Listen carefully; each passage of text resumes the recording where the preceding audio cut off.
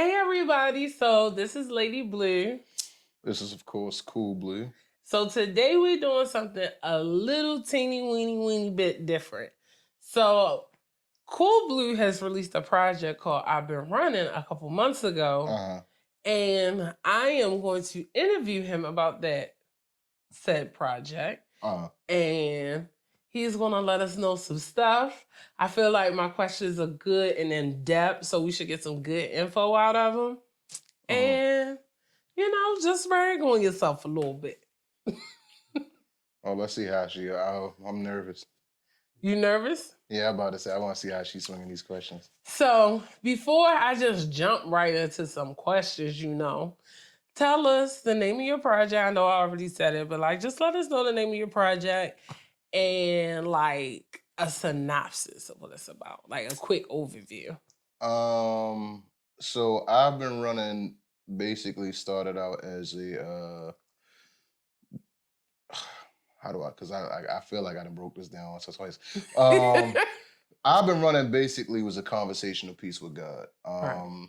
I wanted to do this for a cool little bit, but I didn't necessarily know how to go about it. Like, I thought about it a couple of years ago, and I was trying to figure out the direction that I wanted to go in. And I was like, all right, just start writing it and I'll do it. And track by track, I just started thinking about a listing of, and once I kind of went through and decided how I wanted it to go, because a lot of my stuff is a lot more groovier, a lot more jazzier, but I still wanted to have that feel and not necessarily get into like a bag of just saying like, all right, cool, I'm gonna try to talk like, hey, God, can't necessarily talk to God like that. Right. So, and then I was like, I thought about lo-fi beats, and I was like, actually, you got me into lo-fi. Like, I wasn't listening. I was listening to a little bit of it, kind of like your jazz hop or whatever the case may be, but I wasn't listening to it at the clip that you were listening to it at. So you kind of sort of got me into that. Not even kind of, sort of, you did.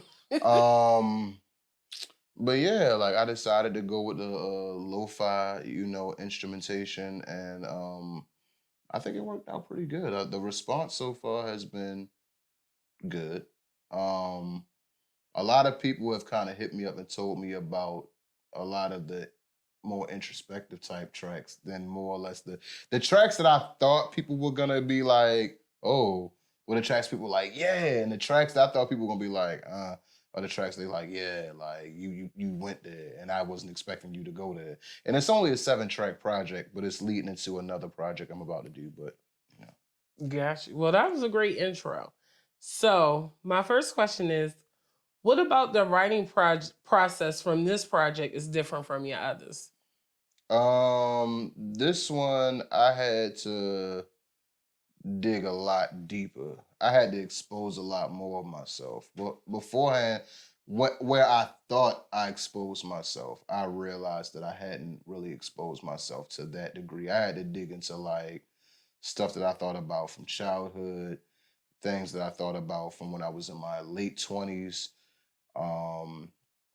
internal battles that I was having with myself, things between like me, like conversations that I was having with God that I decided to have out loud, a level of vulnerability that I had never really kind of tapped into. So that in itself, it spooked me just to kind of like put it on record. I mean, you and I have had conversations about that, but that kind of spooked me just to put on a record to be like, okay, these are conversations that I had in private with God, and I'm about to put these on record. You never really know how the response is gonna be. So that kind of, that spooked me a bit. But like I said, that was pretty much the writing process. I just went, and I actually would come to you and ask you about like, hey, like this topic is like, am I tapping in the Lord too much? Am I not giving it enough gas? Like, so a lot of stuff I kind of tapped into, but I wanted to kind of stretch out within that 3-project process. So it's like, I didn't want to give them too much on the first one and then kind of like give them a little less on the second one. I wanted to give you enough on this project and then kind of give you more and then give you more. So I felt like I executed. Do you feel like I executed it? Yeah, but I mean, we're doing an interview, so I ain't supposed to just boom, yeah, this. No. I just wanted just a general. I think you did, and I was actually going to ask you a question and branching off from that. So now that you're in the process of writing the second project to that, is it easier for you to be vulnerable now? No. Okay. And the reason being is that like I'm being forced to dig deeper. So now a certain level of vulnerability that I thought I was ready for, I'm like, oh, like maybe I bit off more than I could chew. But I don't think I bit off more than I could chew. I just think that once you step into a different place, it's unfamiliar territory. Yeah. For a while, the Midnight Music series, it's like everybody can relate to groovy rap. You can find subject matter and stick. For me, it's all about being able to stay on topic. So it's like once I kind of find a topic that I can kind of stay on, and I can just kind of like, all right, cool, boom, bam, boom, bam, boom, bam, and I can build from it. But this is like, I have to put that thought and actually have it mean something behind it. And just like, all right, cool. I don't want to sound like I'm all over the place. What's the title? What is the direction that the entire project is going to go in? Like, so from this one, it was like, it went from me apologizing to God and the reason why I was apologizing to God and the reason why I felt the way I felt, and me writing an open letter towards the end. We're like, all right, this is how I really feel. Like, not saying the rest of the project wasn't, but this is me, this is my raw emotion of. So, and it kind of rolls into the next project. Oh, okay. Well, I wasn't going to go into that question next, but since you led me there, do you consider the song Open Letter a prayer? It's the last song on the project. Yeah. I thought about it that way, but then I was like, whatever. Like, it's just me being a little extra. But for you to ask me that question, like, yeah, like I definitely, I didn't want to get, sometimes artists get a little too deep on a record, and it's like you start to lose the audience a little bit. So it was like, however I can sneak these little tidbits in here is how I do it. But it's like, when you saying it like that, like, yeah, I definitely looked at it like a prayer. Okay. Like, so that sat a little different. Like the open letter, I actually, crazy part about it is like, I wrote that first. Like I wrote that first. I didn't finish it first, but like I wrote it first. But I feel like a lot of authors that are like, where people expect them to be so conventional, like I write my outlines like this. A lot of them admit they come up with the ending first, and then they got to build back. Like, what led to that? Yeah, I wrote my, like I said with the interview that I had with Christina. Like, I wrote the outline first. Like, I had the entire thing written out, but like you still started last. I still started last and then went back. Yeah, definitely. Right. And one of the reasons why I asked if it was a prayer, one, I want to be open and transparent to the audience. Like, yes, I am his wife. Yes, he records music. But I also, when he's previewing stuff to me, I also tune it out some so that way I can experience the full project like y'all.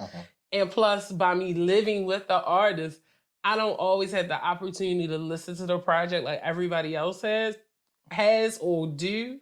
So whereas though I may want to listen to it every day, but because we're around each other all the time, I may only get to listen to it once every couple weeks, So I'm not asking this as in like, oh, we've had this in-depth conversation already. I'm really asking this like, I listened to the project and blah, blah, blah. Yeah. So, but back to the open letter question that we was talking about.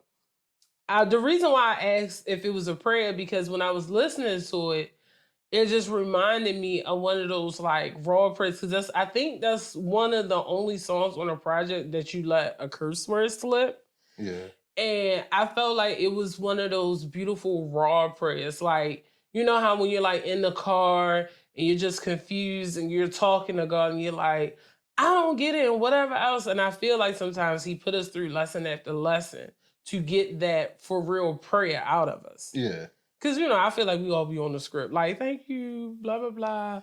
Watch over the fan, blah, blah, blah. Yeah. So I think sometimes God gives us a gut punch to be like, nah, I want the real prayer. Like, I want the what authentic. you really going through. Yeah. Like, what do you really want to say? Because a lot of times it's like, you don't want to, I guess, like, piss God off. Like, it's a crazy, almost on some like cordial stuff. Like the person you kind of know at church, but you don't know. So you like, hey, how would you ask the basic and don't go in depth? Yeah, don't go in depth. Yeah, I'm about to say, because a lot of times as a kid, I used to look at it as like, like, I don't want to piss God off. So it's like maybe not complain so much because, or say thank you first. Yeah, and then go into what I want. Yeah. Because I was like, is he gonna look at this as me being ungrateful? Is he gonna look at this as me being you? That's like, get your begging ass off the line.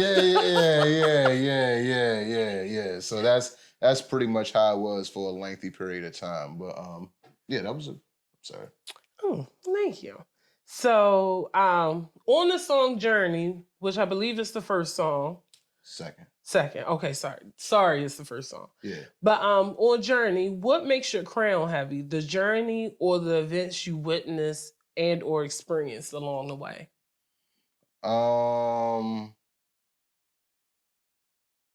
That's a good one. The events. Okay. Because you start to realize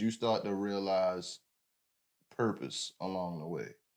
Because the purpose that you feel like when you are an adult, or when you're told that you're an adult, versus when you start to like look at life itself, the way that you feel in your 20s is not the way you feel in your 30s. Right. And you start to, your purpose starts to take shape a lot more once you hit your 30s, and you realize just how much you're relied on, just how much your music has impact. Because it's like, I've been doing this for a while now. So it's like, you start to realize where some people who've been there since the beginning, how they view you now versus how they viewed you then. And it's like, I feel like I have that responsibility to give you quality every single solitary time. Now, granted, it might not necessarily be what you want to hear at the moment, but from start to finish with me that it's going to be a concept project, it's going to have some substance in it, and it's going to be something that's going to make you think. I've always said, like, if it's not, what did Nina Simone say? Like, as an artist, if an artist isn't reflecting the times, I don't want to misquote her, but I think it was like, if an artist isn't reflecting the times, then like, what are they doing? Right. Like, I'm paraphrasing here, but it's like, if you're not necessarily reflecting the times, it's like, what are you doing with your artistry? Like, it's like, you're meant to tell that story. You're meant to paint that picture. And it's a lot of, I don't even want to just say black, you know what? It's a lot of black men. I am going to go there. It's a lot of black men in this country that feel a certain type of way. And you're constantly told to man up over this, man up over that, man up over this. And that's why I say in the Journey song, they tell me if I show feelings, they consider it weak. So it's like, in society, if a man expresses himself too openly, it's like, man up. Man the fuck up. What you talking about? Then it's like, the moment that you go and zap, then it's like, he was carrying all of this guilt. He was carrying all of this pressure. Why he ain't sit down with somebody? Why he ain't talk? Well, when he was talking, you wasn't listening. So it's like, don't wait and get mad at the guy once he's had enough and the pot done boiled over. I want to be the person to say, like, all right, cool, hey, homie, I'm going through it too. I might not be going through it at the same clip that you going through it at, but I'm going through it too. And if me saying it on record make you sit back and it's like, it's normalized. A lot of times people just want to feel like other people, like the same exact way when me and you, like I said, I just went to the dentist and it's like, I was asking about the grinding of my teeth and whatever the case may be. And certain parts was like going through certain things. It was like I had bleeding on gums or whatever the case may be. when I started listing certain things, and she was like, "Oh, that happens all the time. Oh, that's this. Oh, that's that." You not freaking out. Like You not freaking out as much because you don't think that you're one off. But that's what's happening in society. A lot of people think that they're one off, and that this person isn't going through this. This guy isn't going through this. This guy, and not to say anything about Black women, but it's like a lot of times Black men get put into this category where it's like, don't talk about this. Don't talk about that. If you talk about this too much, you're crazy. If you don't talk about this enough, you phony. If you indulge too much into this, you feminine, you're sissy, you're gay. You know what I mean? So it's like, I just want to be one of them people where it's like, all right, cool, like, normalize it. Normalize talking about this type of stuff, and you realize, and I might not be the person that you might not hear the information from, but I might spark something in somebody else where they might go and be like, all right, cool, like, you know what, I can give his recipe and I can add on. Yeah. So that's how it, That's good. Yeah. All right. So the experiences. Yeah. So my next question is, what do you think is an underrated song from this project? I'm going to give my opinion first, and I'm going to see if you agree. So after listening to the project again today and refreshing, I feel like Day by Day is your most underrated track. And then right underneath of that is Outrun. But that's because it's my personal favorite. That's the only reason why. But Outrun is actually a track that, like, I've gotten some, like, because I thought that was going to be an underrated track too.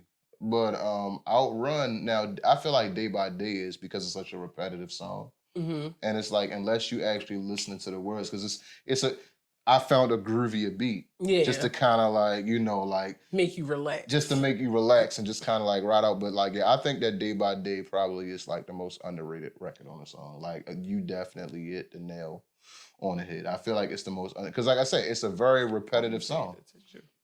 It's a very, very repetitive song. So I feel like unless you necessarily tapped into what the words are saying, and that's the reason why I keep saying it, life is a blessing. Keep blessing. I'm about order, no stressing. Just that in particular, like, I'm about order, no stressing. Life is a blessing. Keep blessing. I'm about order, no stressing. A lot of times people sit back and they're like, I want a drama-free life. But then you do everything in your life that invites... So you doing repetitive affirmations. Yeah. And it's like you do everything in your life to invite drama, but then say you don't want it. Yeah. it's like my guy, like, how do you sit back and tell somebody that you want no drama? You put yourself in drama situations. You put yourself around the same circle of people and then say, oh, okay, I don't know how I got here. Yeah, I reduced to 2 reality TV shows a week. Because sometimes just watch the drama creates drama for you. So I get it. I got you. I like that it's an affirmation song. So we're going to move on to the next question. Next question is, on Flowers, you say, if I die young, I'm happy with what I left them. And then you got a few bars after that, probably about 4. I don't know how to count bars. I'm just guessing. What have you left us if you did make an untimely demise? But please don't. Please don't. But just in case you do, what have you left us? I left a catalog of music. I feel like I left good vibes. I left good information behind. Like, a lot of times, people don't necessarily say it in open, but a lot of times people DM me and tell me, the things I say, like the messages I leave on Facebook in the morning, the fact that I actually tap in and talk to people, ask them how their day is going, the fact that I actually check in on people. And it's unfortunate because it's like, I've had so many people come to me and tell me, like, you're the only person who checks in on me. You're the only person who, like, regularly, like, taps in with me, or like, you're the only person today that, like, asks me how I genuinely was doing. People don't care about people. And it shows. It's like, you talk to somebody, of course, like family members, you talk to somebody Christmas, Thanksgiving. As soon as the New Year start, Easter, Memorial Day, Yeah. 4th of July. It's like, and you don't talk to them any other time. It's like, or if you just so happen to like go on vacation together, you just so happen to bump into each other at a mall. Something, something crazy where it's like, normalize checking in on people. And that's the thing where it's like a lot of the care and concern that you show towards. I mean, granted, like I said, like it's something that you have to put in yourself.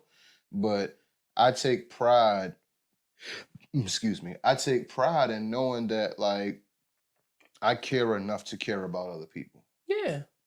So that's something that I feel if I died, I feel as though somebody else around me would take that on because I left enough of that, or I left enough of that people would say, okay, cool, this is his legacy. Like I can add on it. That's beautiful. Thank you. Mm-hmm. I'm like, I need to get better at that. I do.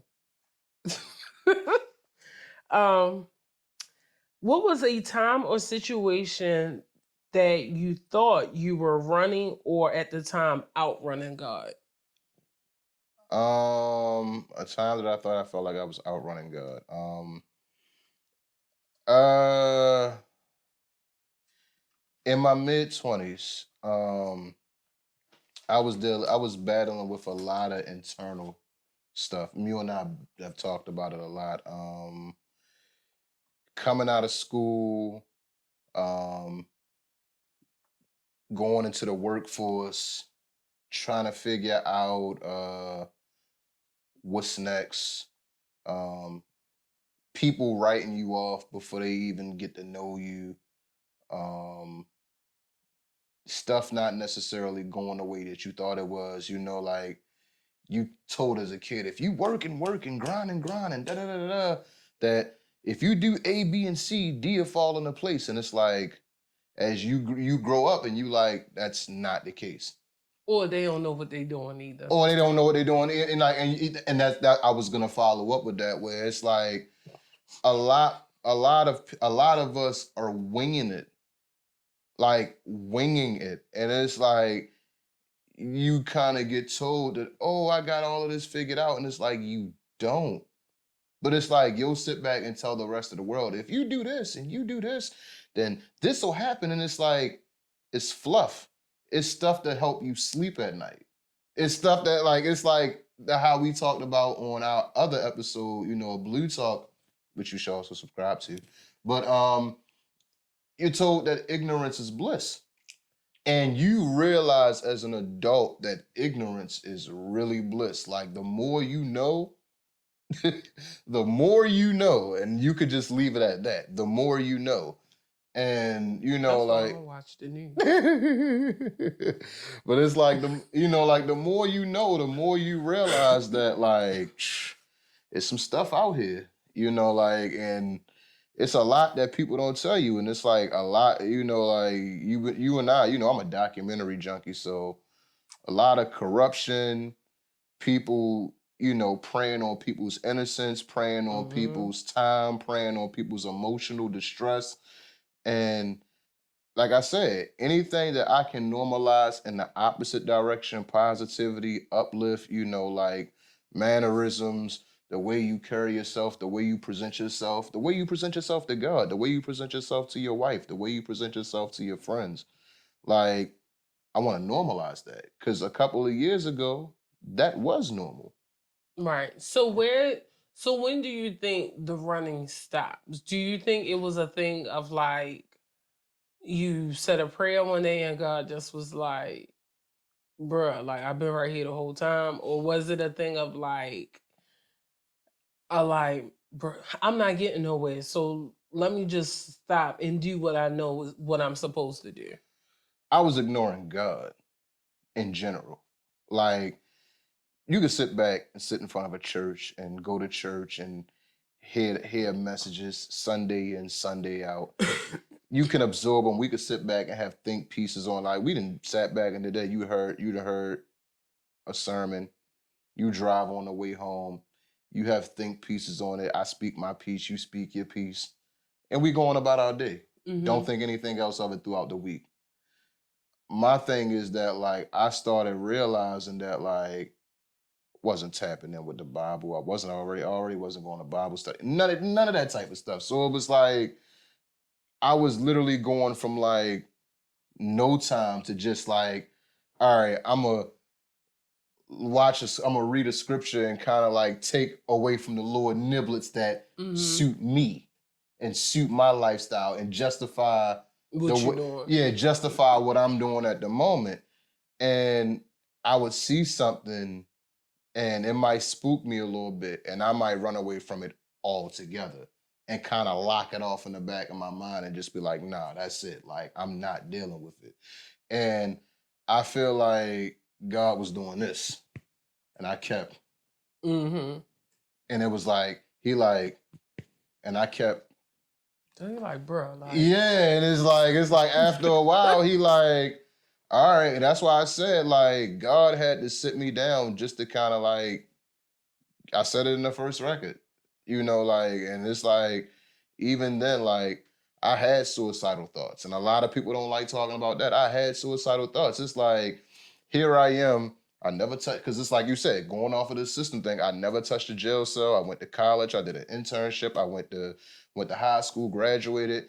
And it's like, I'm sitting here like this, trying to figure life out. Right. And it's like, I'm in no better position than the next man. I'm one bad decision away from standing on a corner with a can in hand. You know what I mean? So it's like a lot of people don't sit back and think about that kind of stuff. You only think about the process of, or it's like trying to like knock somebody over to get ahead. You know, so that type of stuff. You know, you don't think about it until. So it's like, let me give you this music cautionary tale to say, I don't gotta wait till I'm in my 40s and in my 50s to give you the real spill. I'm gonna give you the real spill while I'm going through. Right. Okay. Well, this is the last question. So I worded this question. It's gonna seem weird, but once I break it down, it won't. So what song / lesson off this project you wish you learned sooner? And the reason why I said song... you don't even gotta break it down. Like, that's it. The question's perfect. Oh, well, I'll break it down to them just in case. So the only reason why I said song / lesson is because I feel like, just from listening, I could tell that every song is a lesson. Yeah. So what song has the lesson off this project that you wish you learned sooner?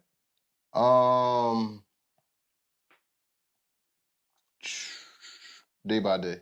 Day by day? Okay. Day by day.